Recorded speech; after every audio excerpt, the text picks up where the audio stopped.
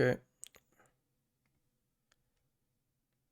Hello guys, so today we are back with another footage review with my student Chevy. So let's just get into it. So first hand here, 8.7 suited. I just quickly wrote down the notes so I don't fully remember what exactly I wanted to tell you here. So let's see. Okay. You open standard flop ace king 4. So in the video you say also that you can go for big bets or small bets. So how do you choose your strategy here, or like what is the reason choosing small bet? I feel like I not really get check raised here or check raised bluff, and I think it's I get a pretty good understanding from what his range is that gets to the turn. Okay, so Like you're so, more experienced with the small bet. I usually go for more of a range bet strategy in the later positions because I feel like since ranges are a bit wider, people have to make some more uncomfortable floats or check raises that they might forget. Makes sense. And I feel like it's a bit easier to visualize my whole range if I range bet the flop. Yeah, I like this argument. A lot of people forget about this. So like yeah, that's a big tip is really to not just like to, if you see in the in wizard that it's over betting here, for example here probably it's using the like 150% or something sizing and over bet.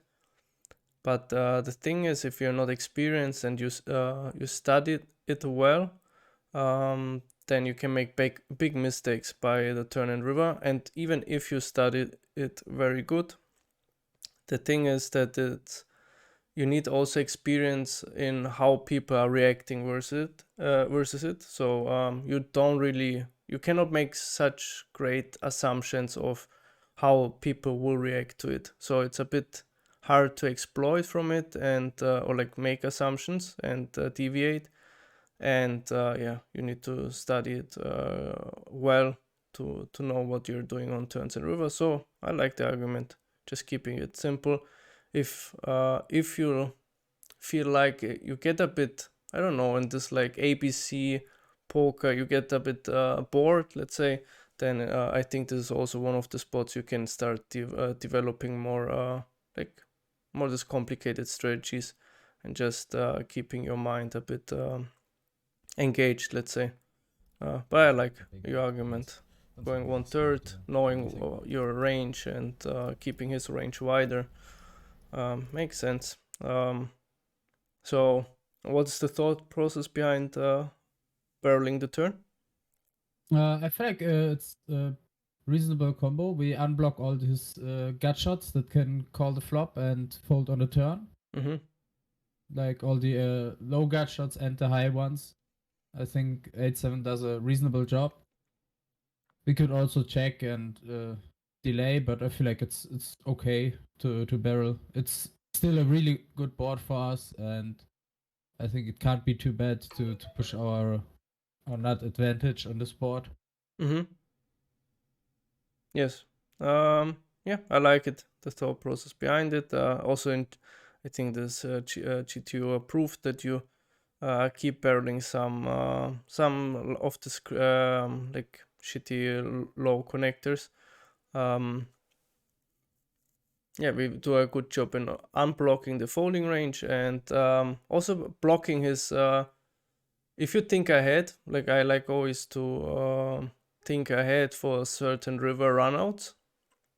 So what is your plan for the river then, if you barrel this one? So let's say on the It turn it's depends fine. on Yes. the river. I feel like on bricks, his range will contain a lot of like bluff catches, like ace x that he won't fold on the turn, and I think it's pretty easy to over bluff catch or to. It's hard to make them overfold on bricks, but if the river is a bit more connected and it's we have like a not really a perceived bluffing range since a bunch of our draws got there.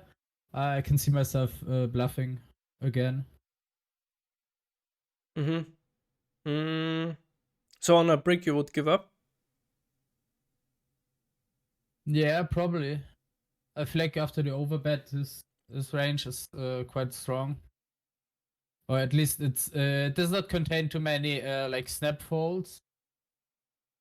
Except maybe some king of diamond. Do you think in GTO it's a give up on the river I don't think so. in No. this over? So yeah, we need some reasons to deviate to check back on the river 8 high. We need good reasons for. So if the argument is he's overcalling the ace x, um, yeah, like he will still have. We cannot forget about the king x in diamonds, the 9x in diamonds. This type of hands we can't forget on the river. He will have still plenty of easy, like kind of easy folds, let's say. So also a nice thing is with your hand that you can consider is that you, for example, if he faces a shove on the river, what are the first combos that he would think about folding? Let's say, you know what I mean? Like which are the hands that he would which ace x he would be more likely to bluff catch, and which ones are he's more I likely mean, to call. from theory perspective, I think the lower ones, I'm blocking the gut shots that can barrel are bit more likely to bluff catch since Mm-hmm. they unblock our bluffing range. Mm-hmm. Not sure if this is how the big blind or the guy in the big blind actually approaches it, but I think in theory for sure the ace 8, ace 7, ace 6 hands are a bit more likely to bluff catch since they block our value and unblock the bluffing range. Mm-hmm. I think as well, if we pair up, if we pair and block like 2 pairs, we could also consider bluffing. Mm-hmm. Mm. Yeah, I like in my experience, most people think like it depends on which kind of level he thinks, but most players that you will face, they will start if he's not a recreational, he will start thinking about your range also. He tries to say, okay, what are your bluffs here? And your obvious bluffs are just Jack 10, Queen 10 type hands. And most people don't find this like 8-7. So if he has a ace 8 or ace 7, he will be more likely to bluff catch you than with ace jack ace 10. And most people don't randomize like the solver. So the thing is that which is likely to happen is that they put their ace jack ace 10 not enough into call, and then the ace 8 ace 7 too often, so your blockers get more valuable. So this is something to consider, let's say. So I would be careful by just checking the river. Okay. So like Yeah. be careful with the assumptions that you make, and always what I notice for myself also when my brain says, oh, he has this and this, like the assumptions that my brain is making, to not blindly believe these assumptions, to always go, like let's say if your brain says, oh, like he will call me 100% with the, especially when the brain is giving you some thoughts like always or never, or like this kind of things, like very strong assumptions. Try to push against them and just try out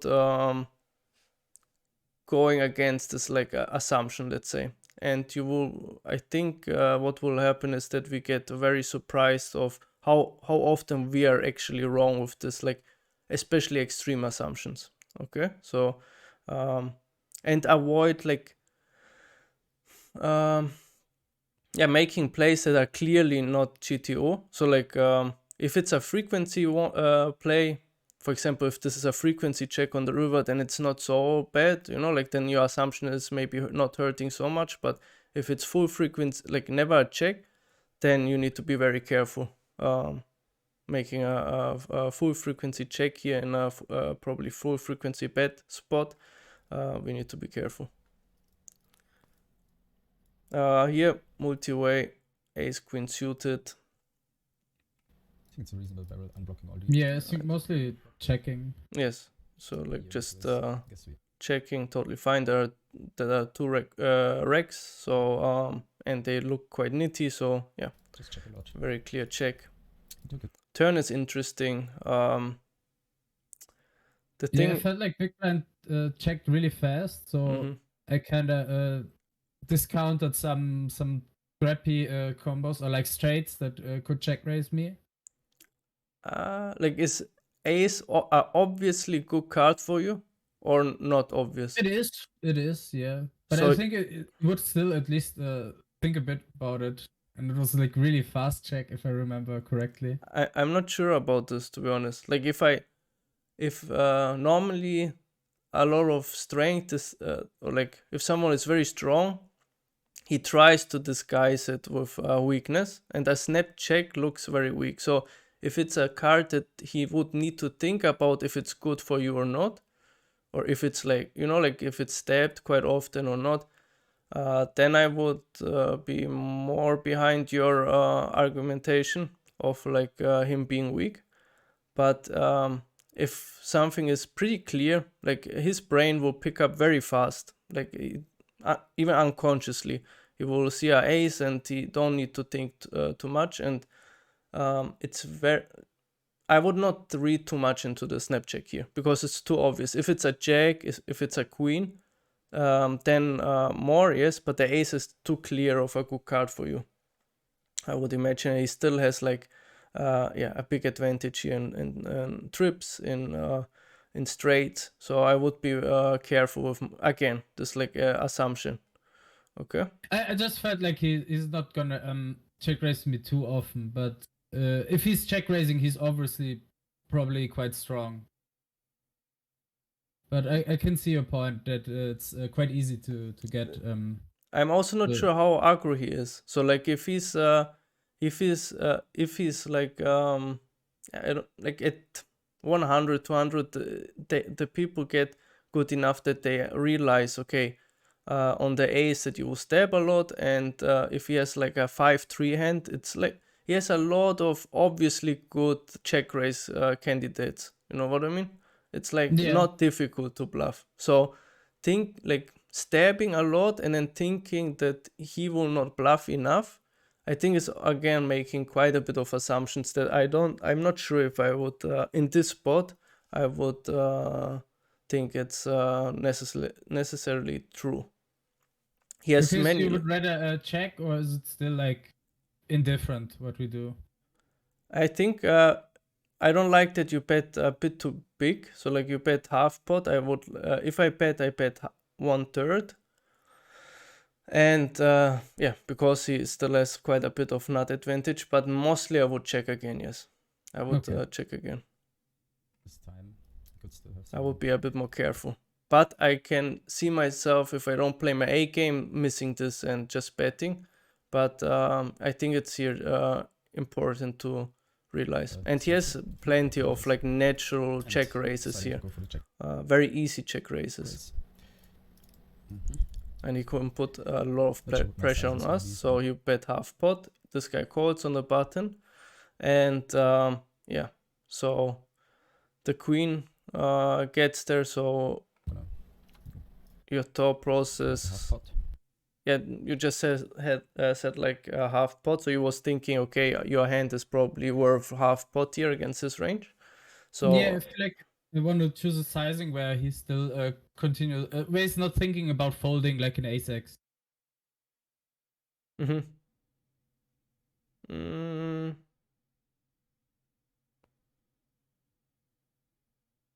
feel like if I go like 3/4, I feel like if I have ace-5 in his shoes and someone barrels for 3/4 there, I don't think my ace is really good, and it's not really a good spot to overbluff, or it's hard to overbluff there. I get your argument here. So also like if you have ace, yeah, probably the thing is if you have ace king here, probably you cannot you can only value bet if you block. Yes, I think block bet makes sense with ace king, with ace 10 even. Type hands. Then trapping some king jack with a block, and then having some big bets with ace queen. I'm just thinking what in theory makes sense. Yeah, I would like a bit more the block bet, but I get your point. Betting half pot against this, getting a bit more from the a6, so it's fine. But yeah, against the race, then we cannot fold. Going with a half But pot yeah, and you deciding didn't fold, so that's good. after he does, Yeah, I just took my time because I was just thinking about it's obviously a hard spot for him to have bluffs as well. Mm-hmm. But I feel like he could have the same hand to do this with, so Yes. that's why I ended up calling. Okay. Yeah. So I think if so- I had like ace 10 or a weaker two pair, it's probably more a fold. No, it's a pretty clear fold, especially after you bet a bit bigger. After you bet, after you block, then it's maybe a bit harder, but then still, he's what is he wrapping there? Which kind of bluffs does he to choose from? Have to choose from? Not You many. probably should need to bluff like king queen queen jack type of hands. He Yes, floated. yes, and probably already on the turn he will not continue so often, because you Yeah. bet half pot, not 1/3. That's also a benefit of betting a bit smaller. If you bet ace king smaller, yeah, like after you bet big, even on a lot of runouts, your ace king doesn't look that great. So it's a bit weird situation then. So yeah, but interesting hand. do we expect Necessarily him to ever call, of course. raise the Then same or weaker hands here? 330. This is really close. Here, that is Let's blind. skip. So yeah, he had ace queen himself. So 330. And So the 10-9 hand here. You open, call, and this guy squeeze. defend here with Just want to know what you would do with something like low suited connectors, lower suited connectors than 10-9. Would you also fold, or what are you doing here? Yeah, I mean, what is his sizing? Can you see it fast? 'Cause sorry. It's like, Yes, I think I think 15. it's really dependent. Yes, no, 15. Yeah, I feel like I would mostly fold them. Mm-hmm. What do you do with something like ace jack off, ace 10? I mean, ace jack off for sure fold as well, but like ace queen suited, ace jack suited, I could consider clicking it back. Mm-hmm. Okay. Is he likely to, or is it easy for him to overdo it with off-suited hands? Let's say this the squeeze, or in general to I squeeze have here to to say, aggro.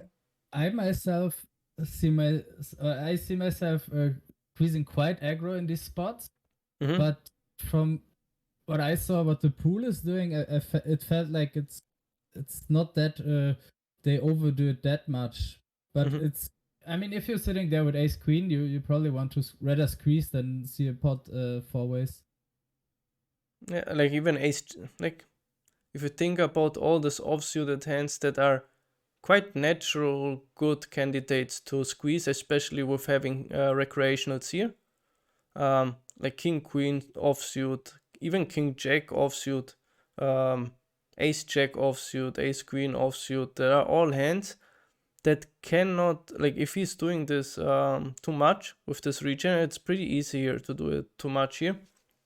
Then clicking it back gets very nice versus him. It's like a spot where it's very tempting for him to overdo something. And if I see just from what I saw so far from the pool is like I felt like I never met.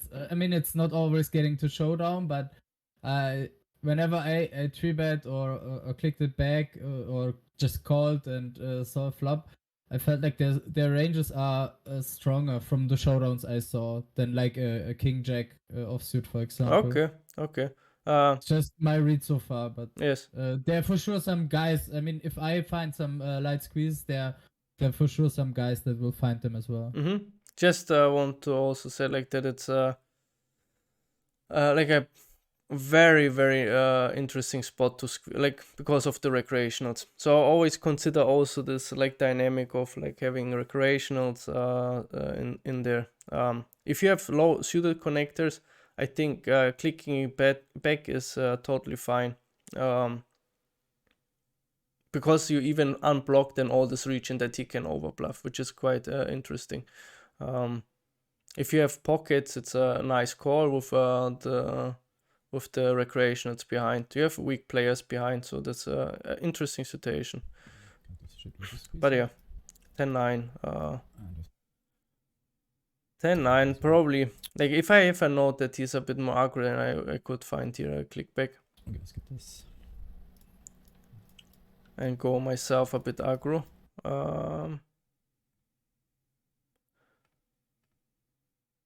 Then we have the king 7 off for 2. Playable hand here. Here just stays queen. Just gonna Three bet, standard. Defend too much. This is my 3 bets if I go for the. Oh yeah, here. If I go for the solver recommended sizing. So come here, king 7 off. Just interesting because on the left side you open king 7 off. It could be because you talk and you are focused on the left side talking that you don't realize that you have the same hand on the right side. Or I wanted just to ask if it's or is the reason in the label, you know, like what makes you to open Yeah, here? it was more the labeling. I feel label. like it's like two somewhat solid guys. Like I don't think it's like it's probably still okay to open, but I don't expect it to printing. But versus the guy that plays like 14% VPIP for now, I feel like it's definitely a good open. Makes sense. And like unknown guy on the small blind. Yeah, I like that you consider like that it's not just an open for you because that's then also clear that you try to adjust if you have the same hand and left you open and right not, so that's good. Just be careful because this small blind guy, if he would be like very aggro, it hurts you even more, I would think. So if, for example, if you on the right side you would have someone 3-betting you like 8%, 7%, you're not like quite tight, and here you have someone with like very aggro range, like 14, 15, I don't know, like pretty aggro here in the small blind, then yeah, it's making, I think, the open a bit more like a bit better than even on the left side, or like versus the tight player here. I mean, like if you have a aggro 3-better, it hurts you even for sure. more. If I would have seen an aggro label, I Yes, would have definitely considered it longer. Just since I didn't give him a label, I felt like it's he's an unknown, so I couldn't even if I look at its stats, I wouldn't get much out of it since it's only a few hundred hands. Okay, just in general saying, not that it's in this case. Then we have the ace jack. It's at 5-16. Usually candidate we could 4-bet, but since he's maybe here something happened. His range is a bit stronger. And yeah, this is the ace jack hand. So I'm pretty sure that it's not a clear fold on versus a 1/3 full range. So that's just a defending thing. So this you can I'm pretty sure that you cannot pure fold here, ace jack, ace queen, so we need to keep calling. I mean, ace queen for sure, and even with diamonds I feel like we have to call. I think ace jack is like where it's getting indifferent from. Yes, just saying that this one is a close one. Always when you have something indifferent, don't just go for the fold, or just, you know, like really think about why you're maybe like consider check raising, consider other options.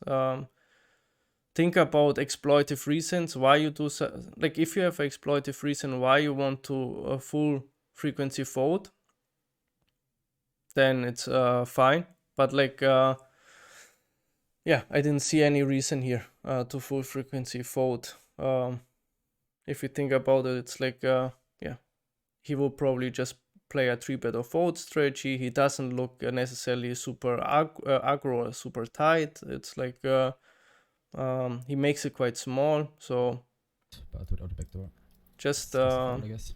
just try to play a bit more accurate there. We have a Then flat here. We have a weaker player here. I don't expect you have a weaker player there, so you to call, squeeze too which is often. fine. I don't think it's plays super great if we squeeze ourselves. Ace 9 off.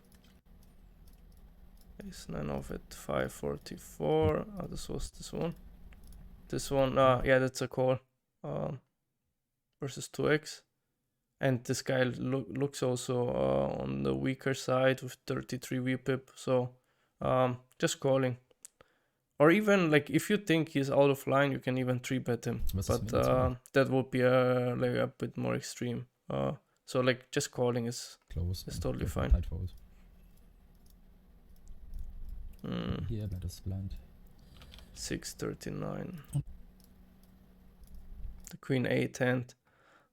So flop. It goes check check, I think. Yeah. He probably has the most of the good flushes. I'm just gonna fold here. So here you have like as a mixed strategy or what? On ace to deuce. Yes, I don't think it's as bad as like other low paired boards, since like he's not really defending offsuit deuce x. But I definitely can see queen 8 being not the worst hand to bet. Definitely appreciate if I fold out some queen 9. Okay. Like dominating here. Also, I think it's a bit harder to play versus a bet than a check. Makes sense, yes. Like he will have some unnatural defense. Yeah, it's very dry, so he needs to float quite wide. But you have also a ton of like air type hands like you have right now. So it's also pretty tricky for you to continue the turn, to be honest, after he calls. So we need to be a bit careful after he calls that we don't hand that's okay to bet here. get too crazy, let's say. For example, on the king. If we consider, like, if we say that he's probably overfolding on the flop, we should already not range bet on the flop in the first place. So we are already exploiting him on the flop, kinda, by c-betting more. Then we need to be very careful on the turn. We can make very fast, like some, let's say bigger mistakes. Let's say. We are the only one having ace king. There should not. What is the thought process here behind the overbet on the turn? I mean, I feel like we for sure have we are the only one having ace king, and I think ace king should still go for value here. Like as can still shove. I don't think we should be scared from trips. The few combinations he has. So I felt like I wanted to barrel this because I feel like it's a really bad hand to check. I rather check call like a gut shot here than bet a gut shot. And this hand I feel like prefers betting. So and as I said, I feel like I for sure won't I for sure won't see bet range on that flop. So I'm definitely aware that I'm not getting with too wide of a range on the turn. Okay. Yeah, I just again I think these are the spots where you you need to get a bit more accurate or like a bit more careful. So this can be quite easy, like a punt, getting a big punt. If you overbet now the turn, and you, let's say you probably will go for a big bet on the river then again, or you would give up the turn at the river.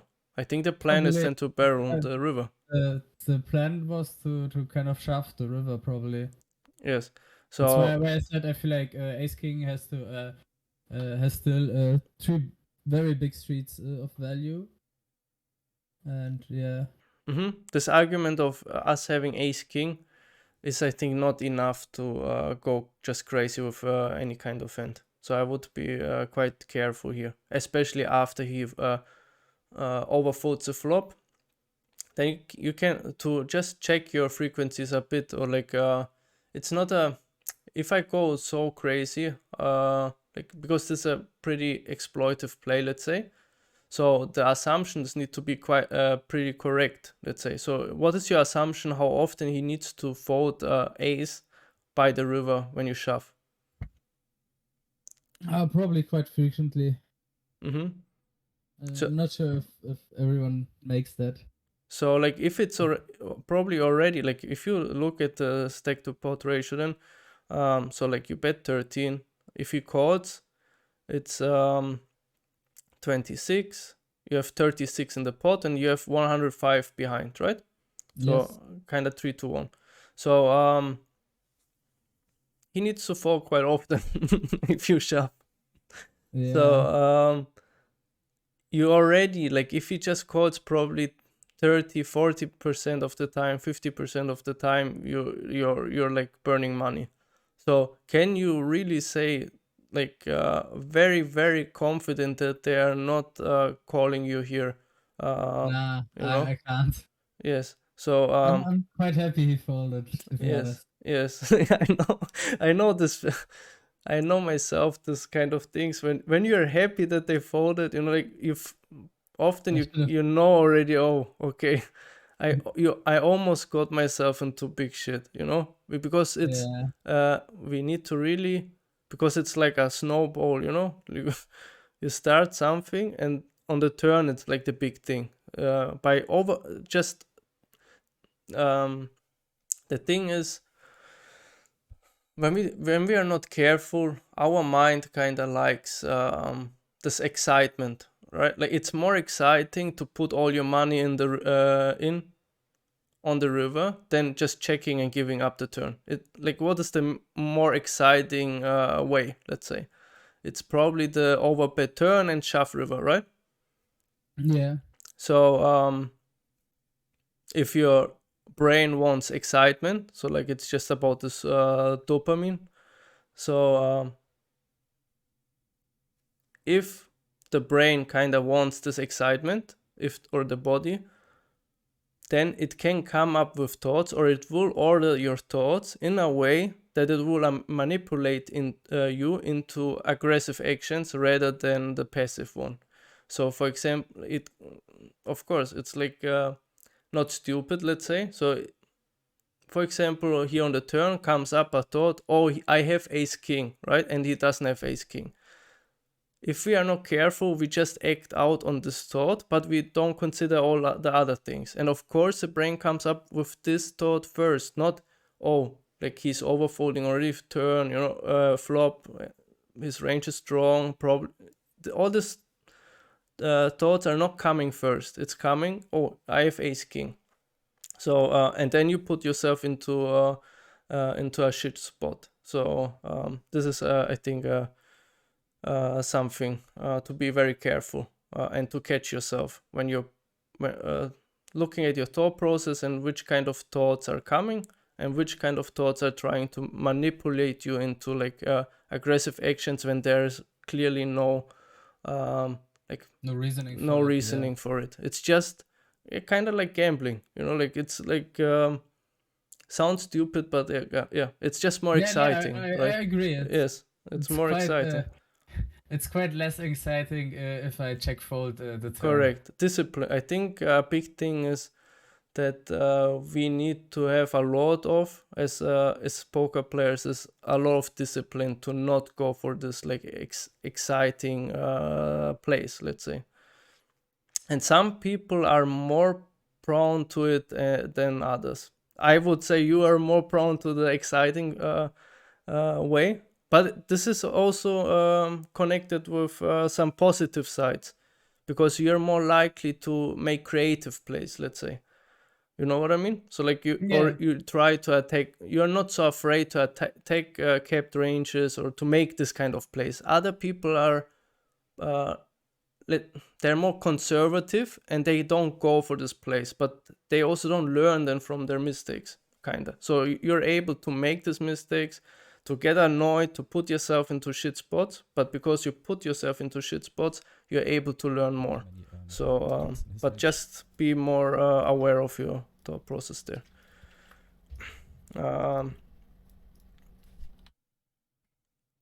Let's just look. Okay, let's do a few more hands and then let's wrap it up for this video. 650. Queen 8 of. No. This was the hand we had. Yes, right now. 740, 7-7. It's, I think, a pretty similar hand, if I remember correctly. He's probably turning this into a bluff. Oh no, it's not this one. Okay, so yeah, like 7-7, you call. What I see more that you do more and more is really trying to get involved with recreationals and to adjust more pre-flop. It's very good. Yeah, I think the blue mark is like these guys are quite sticky and loose pre-flop, so I don't see too much value in 3-betting, and the guy in the big blind is very tight, so I don't see myself getting squeezed too often.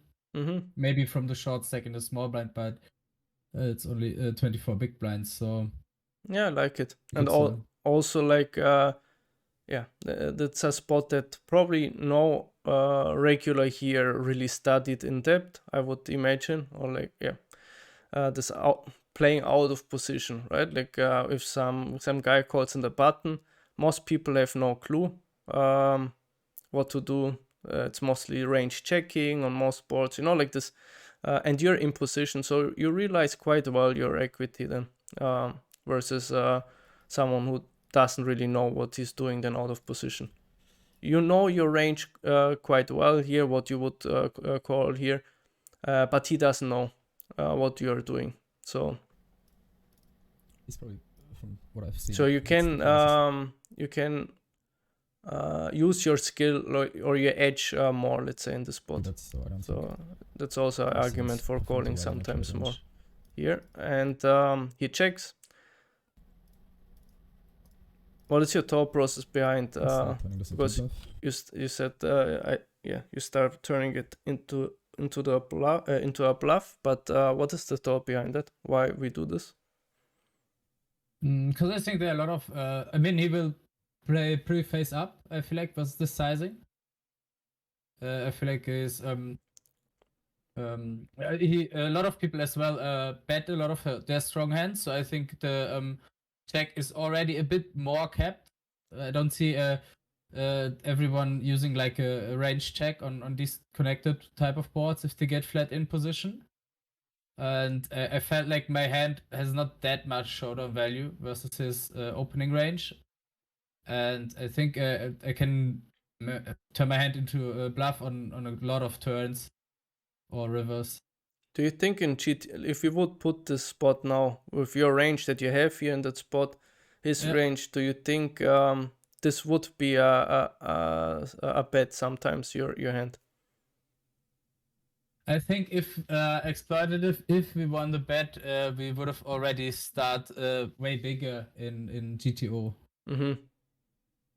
So bigger bet, you mean? I feel like if exploitative, if I give him like a bit more capped range that checks and I want to attack it, we should already start bigger. I feel like from a solver perspective. And if he would check range, let's say, because if you check range, I think we are.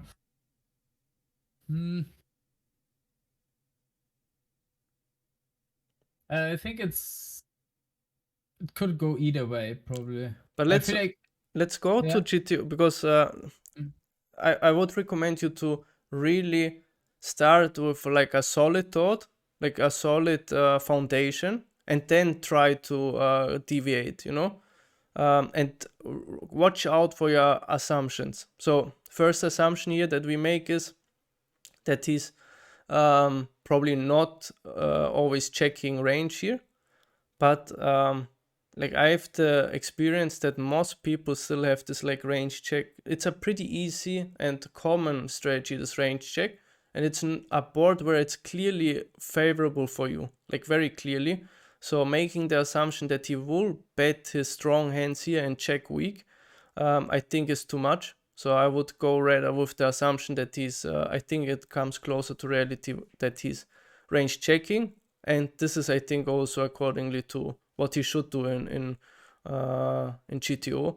So like that would be the first thing. So like yeah, the first. Yeah, so Yes. so if we assume even if we assume he range check, I feel Mhm. like it's pretty easy for us to have like value hands, and I think to have bluffs on later streets, we just would need to start bluffing some of these hands. Mm-hmm. It's just Okay. I mean this is whenever I'm in his spot and I see someone stepping the flop, betting turn and betting river, it's like 90% value because it's pretty easy to always bet your sets and uh, better hands like straights, but it's pretty hard to find enough bluffs. I feel like on later streets, Mm-hmm. and since I kind of know this, I kind of try to to put some hands into a range that could bluff there. So let's say again about planning ahead, because it's just by betting we open up ourselves. So like if he calls, we start like again this like game. Do we overbet turn? Do we shove river? You know, like it's can we need kind of to have a plan before we do something that we don't end up doing some big mistakes later on. So what is your you can already on the flop think a bit before you bet. Okay, um, what if he check calls? Probably he will have then a lot of yeah, like queen x, the jacks, tens, 10-9 type hands. So what are you doing on the turn then? You on like most turns. So like let's say a brick comes on the turn. What would you do? You keep putting pressure on him. Yes, like 3/4, I guess. Mm-hmm. 3/4. 3/4, maybe even a. It's a very polarized spot, or not? Pretty polarized. So like we say kinda on the turn that we have something like ace queen plus, I would say. If I bet ace queen there, I probably rather go for like the 75%. But if I say I have like sets or better, I would go on for an overbet. Mm-hmm. But I think both is kind of fine. Okay. Yeah, like yeah, if we bet the turn, I think mostly we just wrap like very polarized. So I don't think we do much 3/4 in theory, and then we should have like some kind of reason why we go for a 3/4. So you can already go make a habit out of it to really think ahead what you will do on turns and rivers, and is it likely to put yourself in a good spot or in a pretty shitty spot. So for example here, if you bet the flop, he calls. So on the flop already, like we need to think, okay, what is he supposed to do, and is he likely to manage to do it? So for example, if I think, okay, he should check raise some ace jack, ace 10, and he's not doing it enough, then I could already like get more frequency bets of sevens. He doesn't deny me equity so often. He doesn't put so much pressure on me. So him check raising not enough makes me already to bet more often the sevens. So that would be an argument. So I thought that a logical thought or a good argument, let's say, why we should bet sevens or not. So, but this is only in that moment, and then we can think, okay, turns and rivers. When a brick comes on the turn, how would I react? Probably on a 9 or 8, it would mostly check back, I guess, because it's a pretty, Yeah, yeah. it does hurt our value range, and Mm-hmm. yeah. Okay, But I so think on bricks, it's as you said, it's kind of a good board for us, and I think even for most people, it's hard to imagine us having a lot of natural bluffs here. But you have king jack, ace jack off. You have the low pockets. So I think it's not so not so unnatural, to be honest. I think we overestimate here the amount, like how he perceives, how strong he or like how to say that he's not perceiving our range to have bluffs. Let's say not enough bluffs. I think this is again a bit overdoing it in this part. So we really need to be careful. If we bet the flop and turn comes a brick, we have plenty of like king jack, ace jack, king 10 that we can keep barreling. So we would need to mix them on the flop and on the turn. But if we decide, and in our shoes, it's very easy for us to overdo it with ace jack, king 10. They're very natural bluffs. So if he has the thought of like, okay, do we really mix them or do we just barrel them through? Then it's dangerous again. Because as soon he check calls the flop, turn comes a brick. If he has, what I noticed is like that people are very happy or like they're very sticky, to be honest, with bluff catchers. Let's say as soon they block kind of the value range. Let's say, for example, he has here jacks, tens, or queen 10, queen jack. He needs to find pretty often folds when we decide to bet bad jam here. Not totally sure if you will manage to get this done. Aces and kings will be quite, I think, should be folding always to a bad shove. So I think it's important to really understand as soon we go for this bad shove that we need to be very picky with the situations that we take, because he is supposed to fold a shit ton. As soon he just has like he's a bit too call happy with his like 10-9 here, for example, tens, jacks. If he just don't fold enough, then we make a big punt here. You know. How would you perceive? How would you construct your range? If because I said in the start, this is a guy that probably from the tag I gave him is not really folding. Is calling too wide versus 3-bets. Mm-hmm. So I personally, I don't think I have many like king 10, king jack suited stuff here. I think against him I want to 3-bet these for value, because I feel like he will always call his like jack 10, all the weaker suited broadways. But it's not like this is the thing. Like we know this, right? But he doesn't know. Like it's important how he perceives our range, and we cannot say if we are always like we are 3-betting king jack, king 10. You know, like it doesn't really matter. We play kind of the if he thinks we have this, then it doesn't matter what we like. Assume we bluff, of course. He would if he counts them in. If he considers them when calling the river, then if you can imagine us over bluffing here, it doesn't matter that we are under bluffing because we don't have these hands. So like you have ace jack off, you have king. I just want to say like it's not so clear. Like he doesn't know. Maybe you call here king jack off. You know, king jack off, ace jack off, and there's plenty of combos. So it's not a spot where we don't have bluffs. And then if we have this spot, we need to be very careful bad shoving. Like to just I would like to be more picky with the spots. Be not so don't bet blindly the flop and start or like have this thought, okay, they overfold. It's not the case. Like it's not so much the case. It's just be more picky there. I think in these spots because I see people having troubles finding enough bluffs on if they make a lot of sets. I kind of want to be different or want to be a bit creative in these spots. Like I said, it's a good. This is the. I think it's the thing that makes you to have the potential to become like very good. This this creativity and trying out things and thinking a bit different, but it's also something that can hold you back a lot.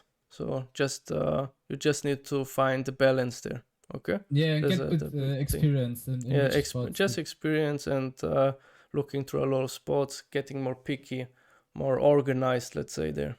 Okay, so let's wrap it up for this one. That's like the main thing that I notice with you is like really this picking the spots. Be more careful which spots you pick. And Yeah, think definitely it is more through. something I'm trying lately a lot to be more focused, play focused sessions, and Mm-hmm. be a bit more in the zone. And be careful like how fast your mind like it's interesting if you see it like this, that it's like kind of like a fight versus your you need to be awake that you catch your mind manipulating yourself or like you, let's say. So we need to have this distance to our thoughts, then observe our thoughts, why they're happening, and realize when they try to manipulate us into aggressive actions. As soon we think we are this thought or like we don't separate ourselves, it's manipulating us into very like aggressive actions, or like in some for example you're on the river and you fought something only because the thought came, oh he always has it, you know, this like victim mentality thought, he always has it, or he never has bluffs, never or always, you know. And then you make this extreme adjustments and they are often quite wrong then. Okay, so this is just be careful with this. So thank you for doing again this session with me, and yeah, do you have I any have more to thank you. questions? No, I'm fine. Thanks for the session. Nice. Okay, so then yeah, thank you guys for watching and see you to the next one. Bye bye.